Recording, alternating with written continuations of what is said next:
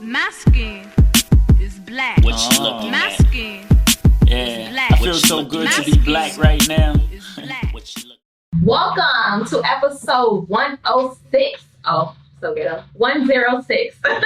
That works for you. Of the Black and Fashion Podcast. Guys, make sure you are keeping up with the episodes. We have so much information coming out. We've had some great quality guests in the fall, and you guys are getting educated and getting inspired. So just make sure you're keeping up with these episodes because they're coming out like clockwork, baby. All right. I cannot start any episode without acknowledging my amazing sponsors. This episode is brought to you by Sidity Sweet. Sidity Sweet is home of the lashes, the vajacials, the facials, and of course the sugar waxing. If you've never had a sugar wax, you have no idea what you're missing. Get out of that hard wax. It's hot, it hurts, and you say, ouch. And with sugar waxing, you got your little kitty cat nice and smooth. So make sure you check out Sidity Sweet.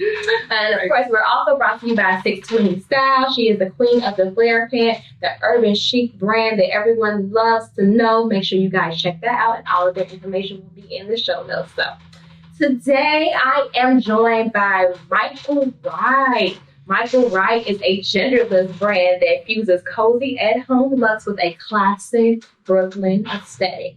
So today we're going to get to know Michael a little bit, learn a little bit about his brand, his journey, his process. So thank you, Michael, for joining me. How are you? Well, thank you for having me. This is great.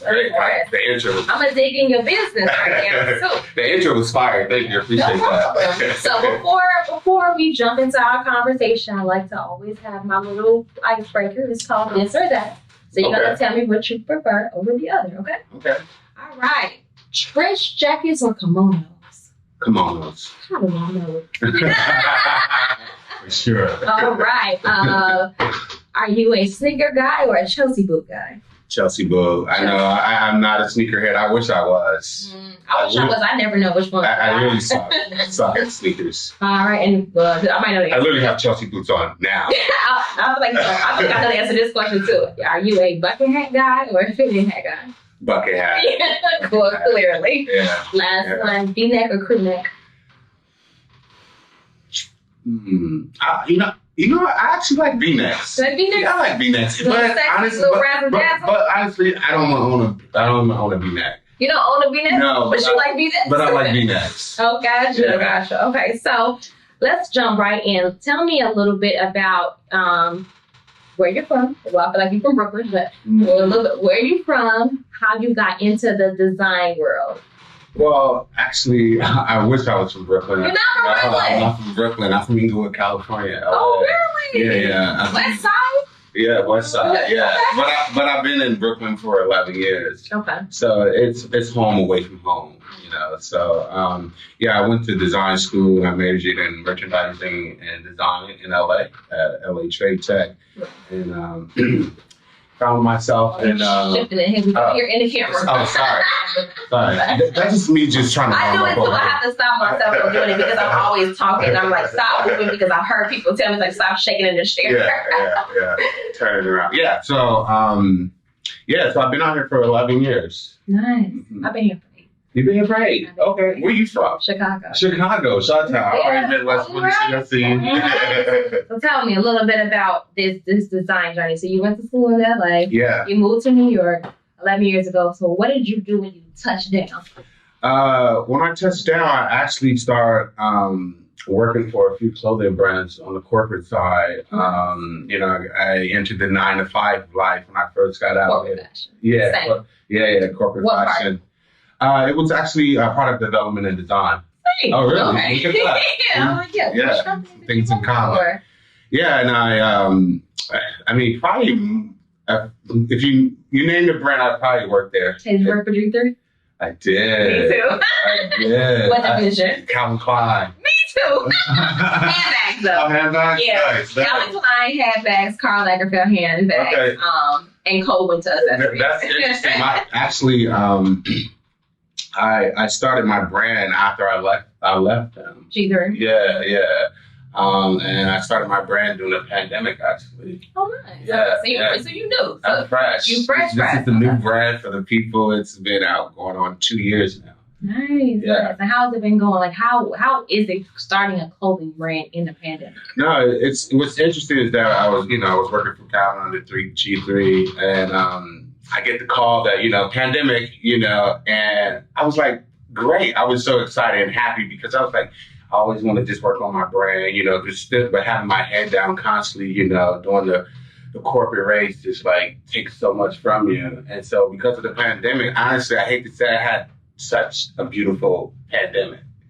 Yeah, like I hate to say that to people, but some people who hit it, like I think the people who it really hit them hard, they have had it. But I tell people all the time, I'm like, I didn't feel no pandemic because I didn't really feel it. Like I didn't feel it financially. I was traveling, so I didn't really feel like I didn't feel it. If you didn't feel it, you ain't feel it. Yeah, a lot of my friends, they're very creative, and I feel like they grind so much. They're all entrepreneurs or musicians.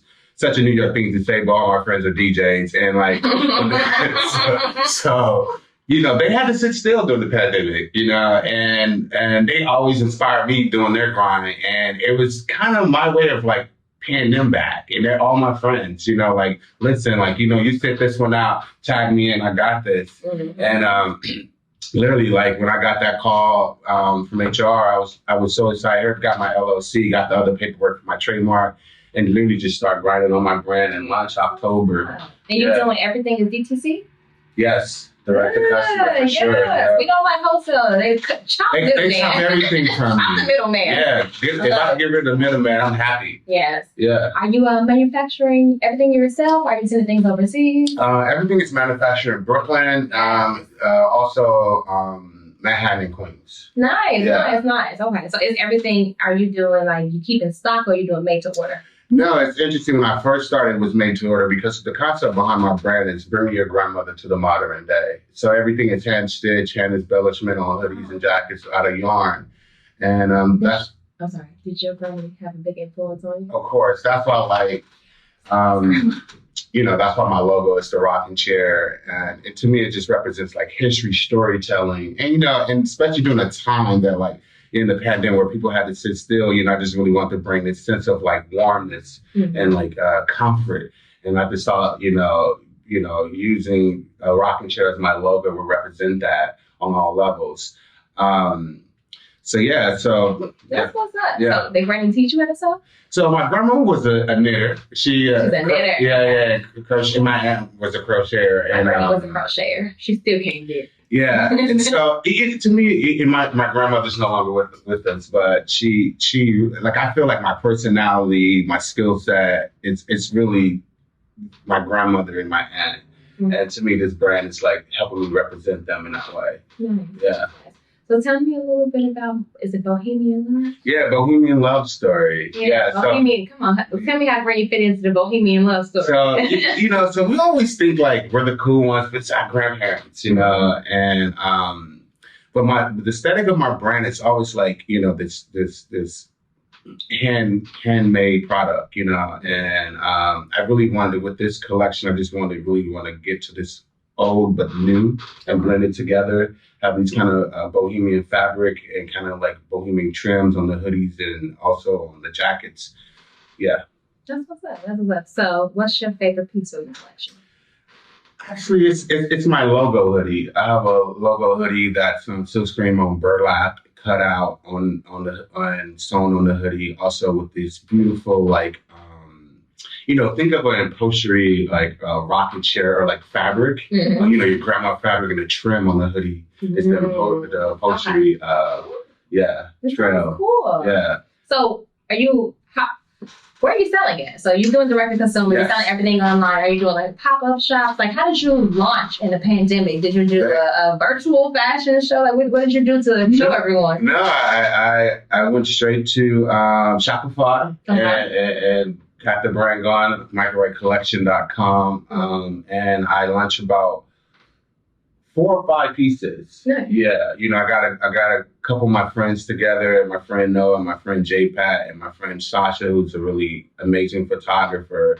And I had my friend J-Pat, my friend Noah model for me. And we just kind of just winged it, and I launched. I just hit the ground running. No thought. No, it's so interesting because I felt like like I just knew what I was doing already, and I just think because of the experience. Because you're working in the corporate world. So you're working, I feel like when you launch a brand after working in the corporate space, in this any business, I feel like we have already made the mistakes and learned what we're gonna learn on their time. Yeah. And then when you hop out and get on your own, we're still gonna make mistakes throughout the process and stuff like that. But I think our eye and the way we do things is gonna always be slightly different because you have like a corporate background. Absolutely. And like this last collection, the Bohemian Love Story, I literally did the set design, I did the styling, and I just hired a photographer. And the photographer said, man, you just did all this stuff all on your own. You would think you had a big team behind you. And she said, it's because you just have the experience. You come in, you're really quick, you know what you want. And I just always have a vision. I just need people to be the tool for help me to execute it. Gotcha. It's all about building the right team. Yes, it is. That's it. Who That's you it. telling? Yeah, that's all. That's Who really you it. telling? Yeah. Have you done are you planning on doing any pop-up shops so people can kind of see and Yeah, I'm actually doing a pop-up at Artisan Flea in December. Okay. And also You gotta do Black Ass Friday. Oh, okay. Black Ass Friday. I like that. Yeah, it's on Black Friday. It's on Black. Oh, this we is have nice a pop-up. Yeah. I like that. Well, we got to talk about that. Yeah, it's next Friday. It's called Black Ass Friday, and it's aligned with all of the Black designers. Color. Yeah, people of color and brands that make sense together as far as price point goes. Yeah, too. okay. Making sure everyone's aligned. We don't have no Instagram boutiques. We got designers. I like that. Yeah, selling their product, including me. I make handbags. Oh, that's nice. Yeah, that's real nice. Well, thanks. Yeah. No, what's interesting too, when I first launched, it was in October and December. I actually did a pop up at this venue at House of Yes, nice. And it was the first time since people actually saw my product who didn't know me. Mm-hmm. And when I tell you, I sold out that weekend. Yeah. Okay. I was like, I was like, done deal. This is for me. I knew that, I had something special. Nice. Yeah. So you think that of course, in the product development world, in the corporate versus your product development, domestically, yeah. Do you feel like the processes, time wise, are very much so similar, or do you feel like it's completely different? I think I feel like corporate, you got to go through so many steps and so many people and this and that. With me, since I'm a small team, it's a lot easier for me to go to the manufacturer, tell them what I want, have all the paperwork ready, and just follow up in the middle of the process. So I feel like it's a little quicker. Mm-hmm. And you manufacture right within the boroughs. You're not even manufacturing in the city. No. Well, I do go to Manhattan for certain things. Okay. Yeah, I do have a manufacturer that goes there for certain things. For my hand stitching, I have someone manufacturer that goes there and help hand stitch the product. Gotcha. Yeah. How'd you hear about the Black and Fashion podcast? So it was interesting, I always just try to keep my hand on the pulse of what's going on, what's happening, and I just Instagram, Instagram. Instagram. I was, searching for my people, searching to see what's out there, what's cool, and just ran across you guys. Gotcha. Have you ever heard of LC Apparel Consulting? And that's how I actually stumbled across Black and Fashion because I was following them. Gotcha. Yeah. They're all one and the same. Yeah, I know. I know. Good. I'm supposed to see you then. I need to see you next week then. Yeah, we'll try to make that happen. Only because right now what I'm doing is I'm doing these different focus groups. We're from designers from different levels, different backgrounds, different skill sets, and really trying to understand the core of what you need as a designer, as a support system. Of course. So I did one this past Monday. I would love for you to come and join one of the focus groups. We give you $50 off any of our services or products when you come, but we have a virtual one coming on Monday. Okay. But we're gonna do them every week. But I'd like to hear different insights from different people in different areas of their design with their journey. Mm-hmm. So what do you? I'm just gonna ask you. What do you feel like you need as a designer? That's gonna help support you and push you along. Is it marketing? Is it financials? Is it a bigger team? What is that like? That I guess for me, those the top two spots that you feel like you need. I mean, that's the biggest question, right? What do you need? I would just say, as an entrepreneur, as a whole, as a company, it's always working capital and marketing. Those are the two. Yeah, those are the two things for me that I feel like that will help me elevate as a brand, as a company. Yeah, it's just kind of like, I'm doing cut and sew jackets, cut and sew hoodies. It's expensive, and got to meet the minimums. And then you plan this, you balance this inventory game with yourself. How many do I make? And so to help you with that, working capital is always. Right. Do you have a strategy for that? Pardon me? Do you have a strategy for that? Always. Yeah, always. I feel like that is the number one thing that people try to figure out. Is like, damn, how many units should I make? Yeah. Like, what should I produce? Like, what should I invest in turn, like, get my return on my investment? Of course. Yeah, I always tell people, I was like, you better drop that shit on Instagram right. before you start buying materials and stuff like that. Well, for me, I actually just learned from my first launch. I made a certain amount of certain hoodies and certain designs, and that was fall. And I did really well online, but I actually surprised myself, like I said, when I did that first pop-up at House of Yes, on people who just didn't know me and just really wanted to support especially Black businesses and entrepreneurs and artists, because, we're in the middle of a pandemic and everybody just needed to survive, and people just like, I really support a small business, and people really want to do that. Absolutely. And then I realized, so what I did was compare my last year's sales to like, okay, I'm about to do some things for spring, which styles did really well, and so I just really did those styles in different colors. You look at your Shopify analytics. Of course. Yeah, I tell new designers when they're first starting out, like I do tell them to like do Instagram, but I tell them like, drop. You said Instagram as far as the ads? No, like I told them to like drop. Like, okay, if you put up something, if you want this, drop your size in the comments, because they always confused about what sizing to offer too. Like as far as like, should I offer like extra small, extra large, or is my window tiny, or is it just small, large? Or like the best way to understand like what people are like clinging to, I think, is by using social media and asking those questions and like surveying them. Engaging with them. Yeah, engaging with them, getting on live, doing stuff. Because if not, like for me, I dropped 7 jumpsuits, 7 jackets, I dropped 7 bags. Do I actually produce all 7? No, I produce the ones that people are clinging to. Right. So I'm just like, I'm not going to make a whole size run of getting my patterns graded. I'm making my own patterns, but I still going to, do grading and stuff. Do I want to pay to get it graded from 0 to 12? Or do I just want to grade from 4 to 8, depending on what I'm selling, So I try to tell like survey, like when I say survey for a little while, take some pre-orders, and let's say, someone pre-orders and you get a whole lot of mediums. Why am I don't even make that many smalls. I probably make 2 smalls and I'll make 10 mediums, No, you're absolutely right, because when I first launched, it was made to order. Okay. It was. For the first maybe like month and a half. And I'm gonna be honest with you, it was hard for me to keep up because it's hand done. And that's a lot of work. It's a lot of work and a lot of time. And I was like, wait, okay, I gotta really start sourcing. But the problem was it was the middle of a pandemic. Right. And so I didn't have my resources together at the time. And within by February, I was good to go. I did the work, and also I knew too, because for instance, when I first started, no one was ordering smalls, and so when it came to spring, honestly, I didn't do smalls, at all. I wouldn't have either. Yeah, I didn't do smalls at all. And what I realized too, it's people really want 2X and 3X hoodies, and I've been dropping the ball on that lately, but that's something that I've been noting as well. Yeah. So I have a segment called "It's a Success" or "It's a Disaster." Okay. So I want you to tell me about a part of your journey, entrepreneur, what could be within your design process, where something went completely to hell, where you learned a valuable lesson from it, and you now incorporate it in your business. Well, I would just say definitely one of the things that was. Oh, you about to ask me, or you want? No, go ahead. Oh, okay. No. Manufacturing, product development. I feel like you have to stay on there. For instance, I got the jacket that I have on now. I made another jacket in a different fabric, same fit but different fabric. But this one is raw edges on the hem. Okay. But the other jacket was clean finish on the hem. And so what she ended up doing was keeping the pattern as is. And when it came to the hem, that's not raw edges on the other jacket, she ended up sewing it 1/4, almost half an inch, and it came out so much shorter.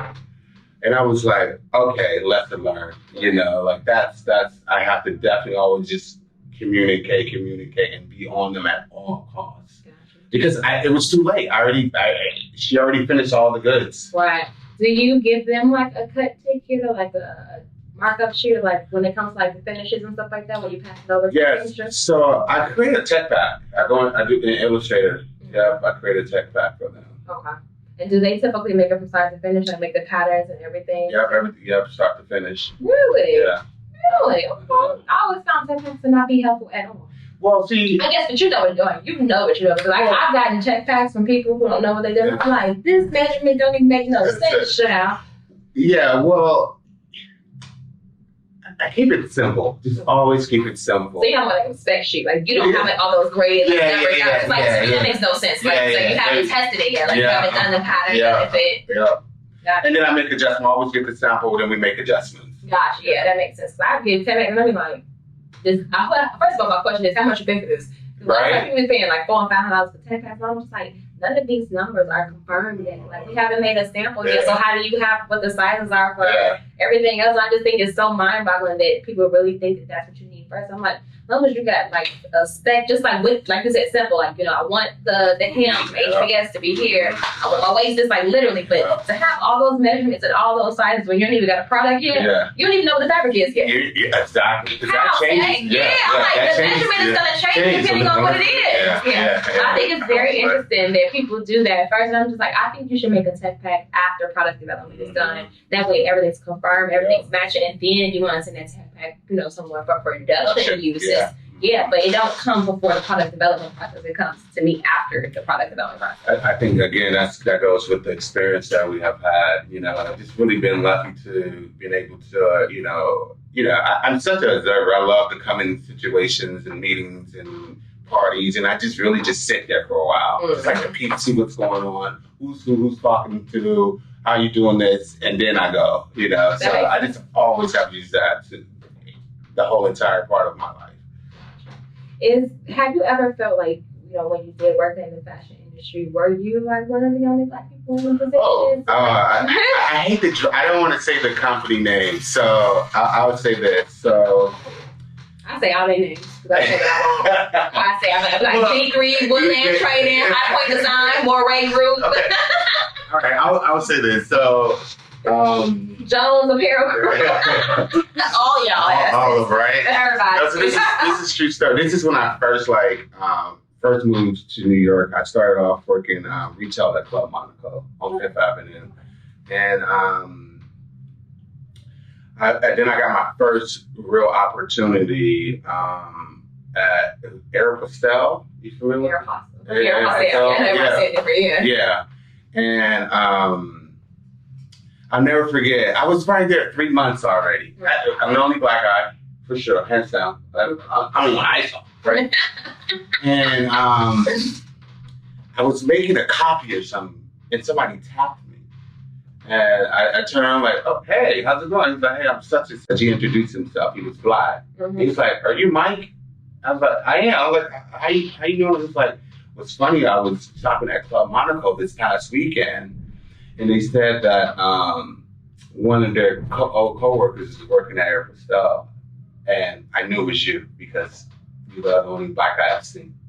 Damn. So, you know, that's just the nature of the business. You know, you're walking in rooms, and sometimes it's just you there. You know? I feel like especially in the product development corporate side, in production, like, and a lot of my jobs were in production. Production is filled with Asians because they want to like speak Mandarin and stuff like that. But I'm like, I can't. But I've successfully have done a lot of productions for like really good companies and been only Black person on the team full of Asians. No, I mean, you know, at my last at G3 at Calvin Klein was literally just me. Yeah, it was just me in my department. In Calvin Klein production, it was somebody else over there in design that was designing. And she was in materials, I think. But other than that, I was the only Black girl in production. Yeah. And it's like, I remember one time I worked at a company, and I remember being like, okay, I'm leaving early. Day after Christmas. Fucking Kwanzaa. I'm leaving early. I'm on the Kwanzaa program. And then one of the was like, you celebrate Kwanzaa? And I was just like, first of all, I don't know what the fuck I celebrate. Right? But like, I just thought it was weird because like, if it was any other holiday, I don't feel like it would have even been a question. She's like, oh, really? You celebrate Kwanzaa? And I'm like, well, I'm black and I create things. Yeah. And actually I do. Would you like me to name off the 7 days? Right. Because you ain't even ideas. You don't even know what club. I'm like, yes, I'm leaving early. First of all, I feel like you should be in the office the day after Christmas anyway. Here, well, Period. Okay. But I just was just like, I literally came in for like hours. I kept saying, I was just like, I don't understand why we have to work anyway. Like, right. everybody's closed. Like, everyone's closed. Like, I've already approved every freaking tech pack here. Like, I did like, we have things like our PP stage that have not hit here yet because it's late deliveries. And why are y'all making us work this day? I don't understand it. So, like, I'm leaving early. One of Kwanzaa. I'm going to have a Kwanzaa event to go to. And that, Period. you celebrate? Yes, I do. Like, just like we celebrate every Jewish holiday and we have to leave early on Fridays and take all the Jewish holidays off. Yes, absolutely. I absolutely do. Absolutely. All right. I mean, should you celebrate Hanukkah? Ain't that Hebrew? Yeah. But it's always interesting to me, like the positions that we be put in. I've been put in like the aggressive black girl one, you know, and I'm in the last job that I had, I was in a leadership position. I was a manager. The last 3 jobs I was a manager. But when you're a production manager, a lot of times you're just like having to, you know, just manage your own stuff. Whereas like this last one, I was managing like a team.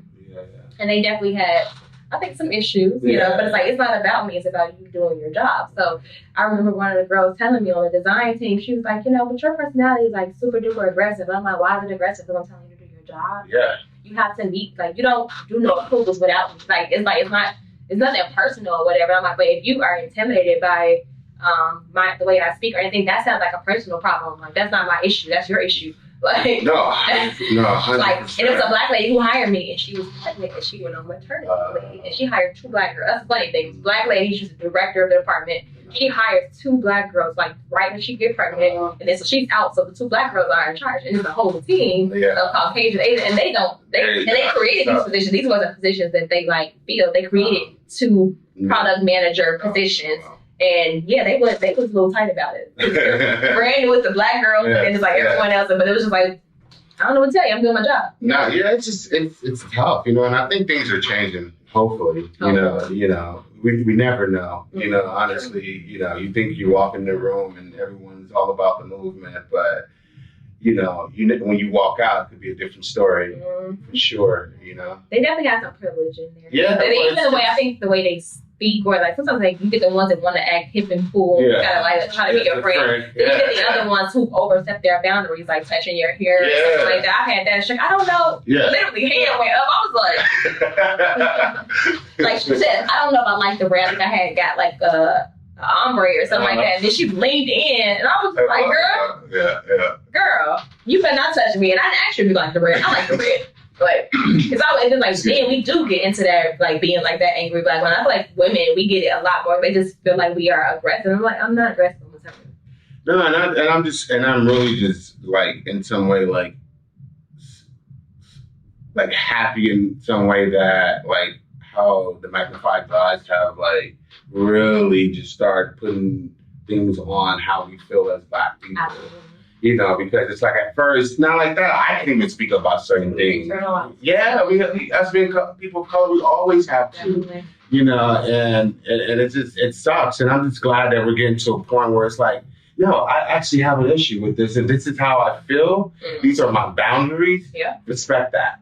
I'm not going around touching your hair. I'm not going around calling you angry and aggressive at a professional workplace. Right. Or it doesn't even matter if it's professional or not, the workspace. It's just like the fact that we get constantly getting put these titles on us before we even get to speak, before we even get to like, you know, before you even get the chance to get to know who we are, we automatically walk in the room and it's already have this label. It's already there. It's already there. And, you know, this is why it's so important for people that like us to continue to, you know, keep the movement going and like, start owning our own shit. Absolutely. And they creating jobs. Like as our brands grow and we become more visible, we create more jobs and bring them all home. No, literally everybody that I literally source my goods and do my manufacturing with is people of color. Yeah, I hear that. My whole team is same. My whole team is black people of color, and then when I outsource, same way. Yeah, I appreciate that. I always love that.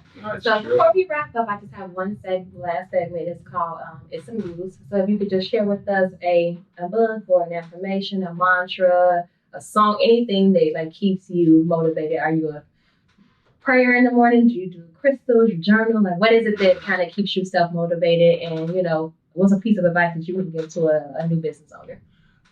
What gets me motivated, honestly, is like really surrounding around yourself, around people that inspire you, that also inspire each other, you know. And it's really like a tug of war. I love a tug and war relationship, you know, where, you know, like I said, my friends, some of them, because they were DJs, that they just wasn't inspired, they couldn't do shows. And for me, it was like, you know what? I got you guys. Like, I got something cooking. It's time for me to repay you, you know? So I would just say for me, just like I said, stand inspired by a group of people, by your group of friends, or that family, or whatever they may be. And I would just check out certain podcasts and read, like, believe it or not, I read 48 Laws of Power so many times, but that's where I'm at again. Right. You know, really just reading that right now. And, as far as when it comes to new designers, especially that people that look like me, you know, listen, stay focused, stay strong, believe in yourself, you know, understand your journey, you know, that we're kings, we're queens, you know, and we deserve, this is ours. We deserve to be here, you know, and just know, like, no risk, no reward. You know, take the risk, and I did. You know, I did all the necessary stuff that I had to take to put myself in the position that I'm at today. Absolutely. So go ahead and drop your social media handles, let people know where to follow you and keep up with you. Well, my name is Michael Wright. I'm the founder, CEO of Michael Wright Collection. You can find me at michaelwrightcollection.com. I make amazing unisex hoodies and jackets. It's a people's brand. Also on Instagram, you can find me Michael Wright Collection. And also my personal is Mike_Wright_. That's right, as in Frank Lloyd. Gotcha. We'll make sure we put all that in the show notes just in case y'all missed that too. That was a lot. I know that was a lot. It's gonna be in the show notes too. We're gonna make sure it's right. So as I always say, thank you so much for joining me. Stay black. Peace out. Thank you for having me. Of course.